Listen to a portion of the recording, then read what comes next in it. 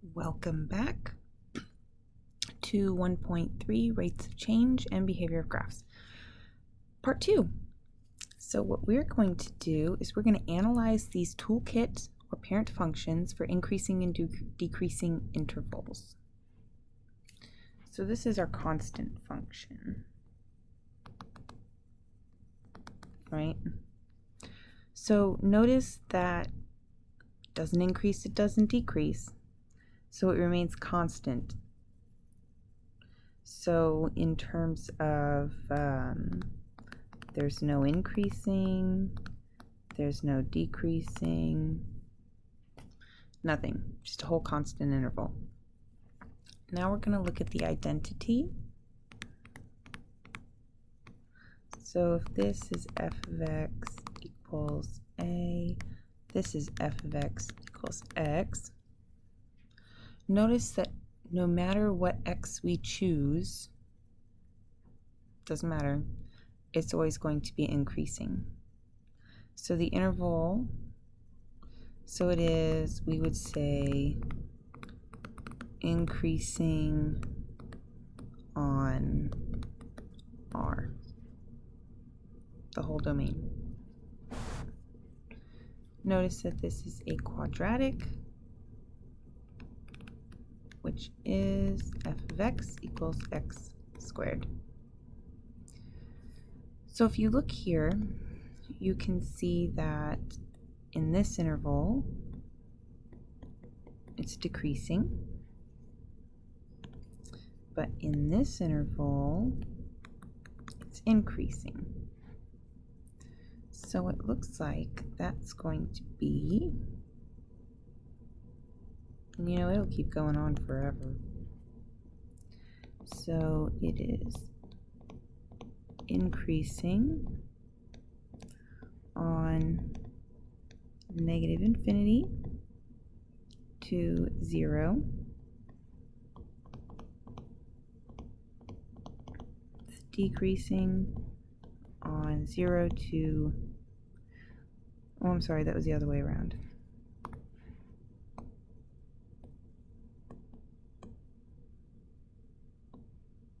Yeah, no, that was right. Sorry. Okay. No, that was wrong.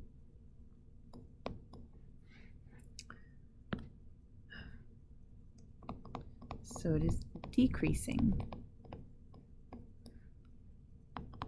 on negative infinity 0 and increasing on 0 to infinity. Now this is a cubic function, which means f of x equals x cubed, and I promise you we'll make it through this one.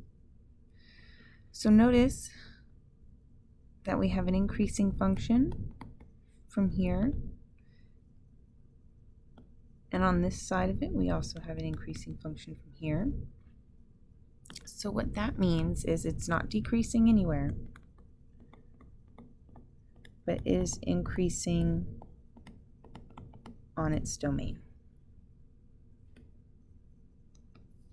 R. So now let's have a look at this. So let's say I started in a little cart in negative infinity. As I move forward, notice I'm going to be decreasing, and then I will be increasing. So here we have the absolute value function, which is f of x equals absolute value of x. So we can say it is increasing on 0 to infinity and decreasing on negative infinity 0. This is the square root function, which you guys know as square root of x. Notice that since our x's can never be 0, we're just going to have a constantly increasing function. Except this one is going to be increasing 1. It includes 0 here to infinity.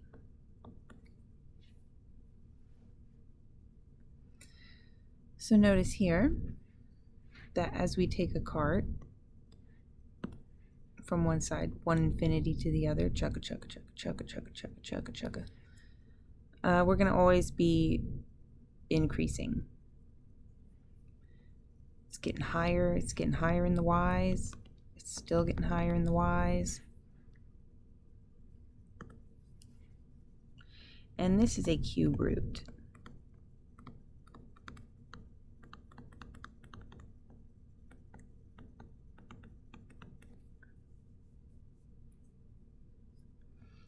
And this is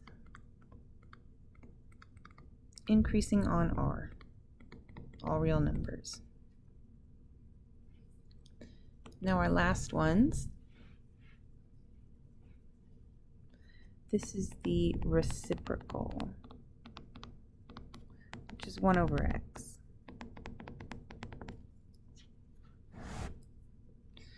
So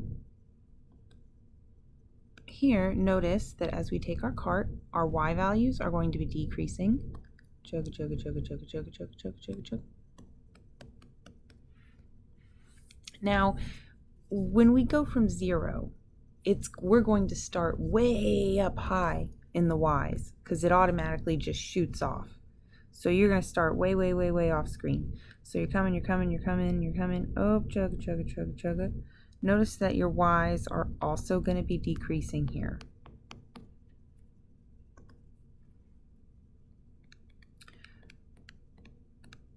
So this is decreasing on negative infinity to 0, unioned with 0, infinity. So now here we have the reciprocal squared.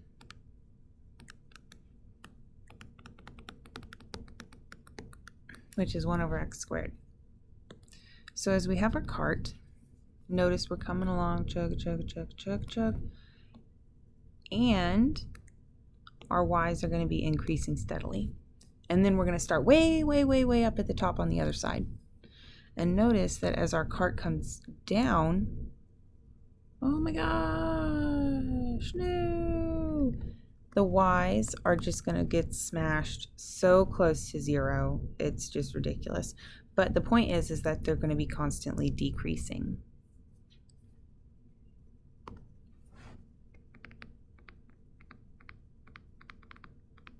So it's increasing on negative infinity 0, decreasing on 0, infinity. Now let's have a look at absolute maximum and absolute minimum. So you might be saying, oh, what's the difference between maximum, the absolute maximum and the absolute minimum, and the local maximum and the local minimum? Well, I have a graph that will help show you this. So what we have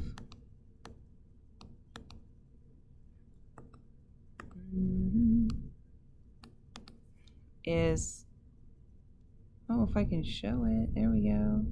There we go. So we have this graph. Now the difference between the absolute and the local is that if you notice, you have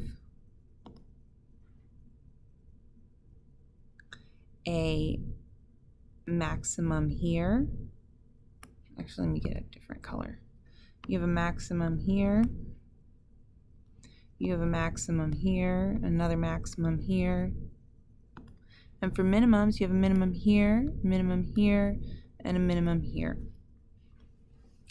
Now, let's have a look at these maximums. So this is what you would call the local maximums. This would be the absolute maximum, because it's the most maximum of all the maximums, is one way to put it. Now, if we were going to look at the minimums, these would be local minimums, and this would be the let me put little arrows. This would be the absolute minimum, because it's the most minimum of all the minimums. That sums it up for section 1.3, rates of change and behavior of graphs. So I look forward to seeing you in the next one.